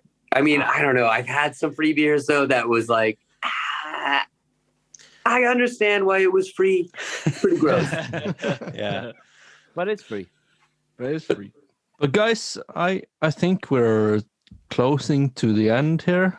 Yeah, ask Cory, what's happening on the musical horizon right now? Next? Yeah. Well, Little Teeth has a bunch of shows. Well, we're playing Fest, and we have an America tour at the end of the year. So we have some plans for 2 EPs that we're working on. Right now, I'm getting pretty knee deep into a solo record, and I'm also, I guess, waist deep into me and my wife's record. Our folk project is doing something, and yeah, there's going to be some stuff coming out. I mean, now that pandemic is ending, I guess all of the bullshit I've been doing for the last year is going to come out somewhere. So yeah, the Little Teeth has a couple things coming right on the horizon, and then a bunch of other stuff right behind it in the pipeline. Staying busy for the rest of the year. Yeah, cool. And I just want to say, since we all favor the Guinness record is quite good here. It's okay, but I mean, these black cans of beer, these 5.0s, maybe a little better than the Guinness. And nobody heard of the Guinness record book? Okay, you guys have to send me your address, and I will send you a pack of cheap, shitty German beers. You guys might have a special episode. Yeah, that sounds perfect. Yeah. You just have to pay like €50 to get it through the toll. Oh, yeah. No, I'm going to send glass. Yeah. But Cory, usually it works. But Cory, how do you? Is it Cory Cal? Call. Yeah. That's like a phone call. Yeah, that's nice for us to know when we. Yeah. It's a very fucking. I don't understand. It's such a weird. It's very uncommon name. We're an Irish family, and when we immigrated to America, they made us drop it was Mick Call, and they made us drop the Mick because of racial stereotypes in America. So we just became Calls. Oh, there are racial stereotypes in America? Crazy. You would have never thought that, right? I also never imagined that. Yeah. So where can people find you? Check out your stuff. Munich. Oh. Visit you. Like in Munich or like, I don't know. No, your music.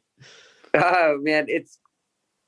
I post about the shit on Facebook all the time, but everything that I've ever recorded, I make sure I put it on Spotify through Little Teeth, Arliss Nancy, or Dollars for Deadbeats, and all of those have Bandcamp pages. So does also has The Calls Are Drunk at Bandcamp is me and my wife's thing. But do you have any merch there as well that people can buy? Yeah, all the Bandcamp pages have merch and stuff. Yeah. So that's good. Yeah, I mean, but I try to make it. I know the Arliss Nancy page and the Little Teeth page. As far as I'm concerned right now, the music downloads are free because everybody's kind of hurting financially lately. So, I mean, I would much rather end a pandemic and people be able to come and sing along than to fucking feel like they have to like misappropriate the little money that's everywhere right now. So that's a great a nice thing. So cheers. Well, guys, thank you so much for including me today. It was really fun to hang out with you guys. Yeah, thanks for joining us. It's a virtual pub, None of us are allowed to go to the pub. It actually feels like the most social, fun pub night I've had in years. So, or in a year. It really works. Yeah. Well, let's do this in person when this is all done. Yeah, sure. Love that. Yeah. If you guys ever need help with the show in Munich, let me know, and I'll do whatever I can to make it work. And thank you. I'll get you guys really drunk because I think the beers here are very cheap. So we can do this. Yeah. If you get back to Norway and expect the same amount of beers that you have bought us there. You guys homebrew. It's okay. I'll drink homebrew. Yeah. I'll bring a keg. No problem. No problem. We'll just bring a keg. Yeah. One each. And we'll make it work, Cory. Yeah. Kegs and eggs. Well, guys, thank you so much, and you guys take care. Enjoy your work week, and you guys stay safe. And we'll see you soon. Thanks. You too. All right. Nice Cheers, talking guys. to Thanks you. for joining. Yeah. Thank you. Cheers. Cheers.